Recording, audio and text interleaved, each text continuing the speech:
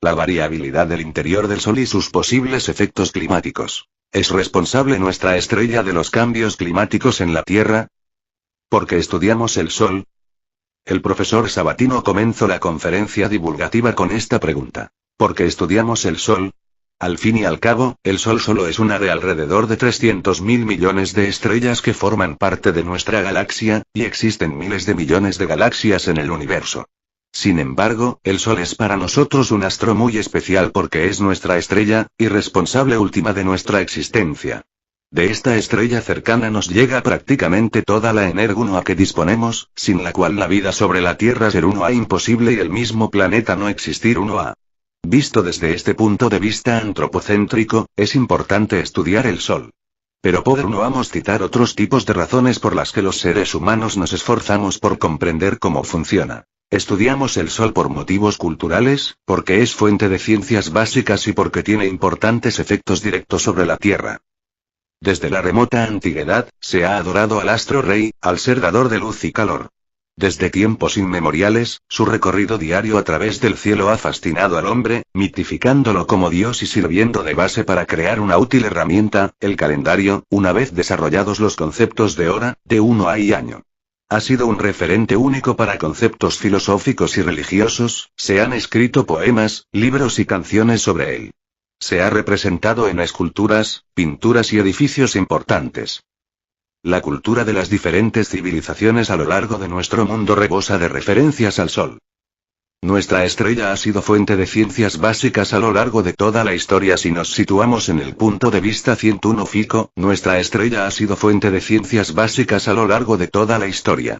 Aparte de su utilidad calendárica, sirvió para demostrar que nuestro planeta no era plano, sino esférico.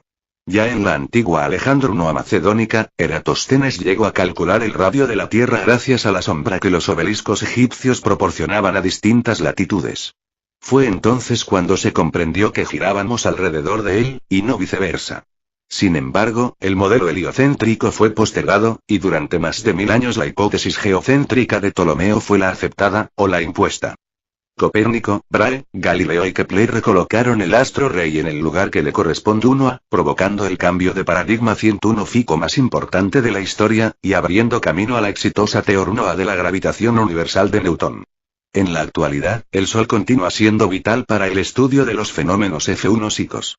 Uno de los grandes logros de la astrofísica es la comprensión del ciclo de vida estelar, y el conocimiento de que, dentro de 1000 millones de años, nuestra estrella emitirá tanta energía que la vida en la Tierra será imposible, transformándose paulatinamente en una gigante roja. Pero el fin último del Sol, dentro de unos 4500 millones de años, será una nebulosa planetaria, en cuyo interior descansará una enana blanca. La física de plasmas, la magnetohidrodinámica y la física nuclear se han desarrollado gracias al esfuerzo de entender cómo funciona el Sol. Un gran éxito fue encontrar la fuente de energía de las estrellas, la fusión termonuclear, en la que 4 núcleos de hidrógeno se funden para proporcionar uno de helio, y energía. Este tipo de energía nuclear por fusión es eventualmente la solución al problema energético al que el mundo se precipita. Más recientemente, el Sol ha sido banco de pruebas para la física de partículas, sobre todo para el estudio de los escurridizos neutrinos. En las últimas décadas del siglo pasado se pensaba que esta partícula elemental, que tiene 3 clases y aparece muy involucrada en los procesos de fusión nuclear, no tiene una masa. Las dificultosas detecciones de neutrinos provenientes del Sol no concordaban con las cantidades teóricas predichas por los modelos solares. Eran 3 veces menor de lo esperado. Los físicos de partículas sostienen que el problema era de los modelos astrofísicos del interior solar. Los astrofísicos arguyen que el fallo era de los modelos de partículas. Recientemente se ha demostrado que el neutrino tiene masa, propiedad que hace que el neutrino pueda cambiar entre sus 3 clases posibles. Científicamente, este fenómeno se conoce como oscilaciones de neutrinos. Como nosotros detectamos mayoritariamente solo un tipo de neutrino, el neutrino del electrón, el factor 3 de las observaciones solares es correcto. El problema está resuelto. Efectos del Sol sobre la Tierra. Los efectos del Sol sobre la Tierra son evidentes. Continuamente recibimos su luz. Algunos fotones alcanzan la superficie terrestre. Son los que nos proporcionan la vista en el rango óptico del espectro. Otras radiaciones son absorbidas, como la poderosa radiación ultravioleta. Una fina capa de ozono es capaz de retener este tipo de luz, protegiendo la vida. Las partículas más energéticas del viento solar también llegan a las inmediaciones terrestres, pero son desviadas por el campo magnético terrestre. En los momentos de máxima actividad solar, estas partículas son capaces de destruir satélites y matar astronautas en órbita. El campo magnético terrestre es más débil en los polos, por donde se cuelan estas partículas energéticas, dando lugar a las famosas auroras boreales y australes. Las pequeñas variaciones en el Sol debido al ciclo solar de 11 años hacen calentar más la atmósfera terrestre. Esta se expande, alcanzando mayores alturas, y frenando a los satélites que se encuentran en órbitas bajas. Si el descenso de velocidad es muy acusado, pueden llegar a caer hacia la superficie. Por este motivo, los satélites deben empujarse hacia afuera cada cierto tiempo. Actualmente, tras el desastre del Columbia y la parada de los lanzamientos tripulados, la misma Estación Espacial Internacional corre rumbo a este peligro si su órbita no se corrigiera en varios meses. Una de las causas más importantes por las que interesarse en estudiar la variabilidad solar es por su efecto directo sobre nuestro planeta. Una de las causas más importantes por las que interesarse en estudiar la variabilidad solar es por su efecto directo sobre nuestro planeta. Desde el descubrimiento de las manchas solares sobre la fotosfera solar por Galileo, se observó que en algunos años aparecen más manchas o grupos de manchas que en otros, encontrándose un ciclo de 11 años. Cuando se alcanzan momentos de mayor número de manchas, se tiene un máximo de la actividad solar, y se suceden las fulguraciones y protuberancias, la atmósfera solar se expande, y se incrementan las tormentas magnéticas. En el último siglo se ha podido estudiar con más detalle la actividad solar, encontrándose que la variación de la irradiación solar a lo largo del ciclo de 11 años es de solo 0,1%. ¿Afecta sobre la temperatura media terrestre?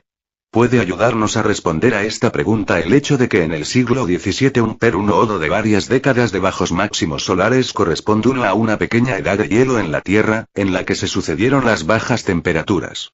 A este período se le conoce como M1 Nimo de Maunder, durante el que la radiación solar fue entre 0,2 y 0,3% menor de lo que es en la actualidad.